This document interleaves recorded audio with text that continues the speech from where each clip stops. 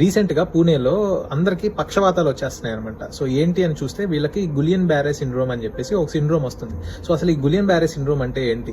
So general గా పక్షవాతం అంటే ఏంటంటే ఒకవైపు కుడి వైపు గానీ ఎడం వైపు గానీ కాళ్ళు చేయి పడిపోతా ఉంటది. అది జనరల్ గా ముసలోళ్ళల్లో, షుగర్లు, బీపీలు ఉన్న వాళ్ళల్లో, రేర్ గా యంగ్ పీపుల్ లో వస్తాయి. కానీ ఈ పక్షవాతం అనేది అలాంటిది కాదు. సో ఇది ఒక ఇన్ఫెక్షన్ వల్ల వస్తుంది. ఎస్పెషల్లీ ఏ ఇన్ఫెక్షన్ అంటే రీసెర్చ్ లో తేలింది ఏంటంటే అక్కడ జనరల్ గా ఫిల్టర్డ్ వాటర్ అందరికి ఇళ్ళకి సప్లై చేస్తూ ఉంటారు కదా, వాటర్ బబుల్స్ లో.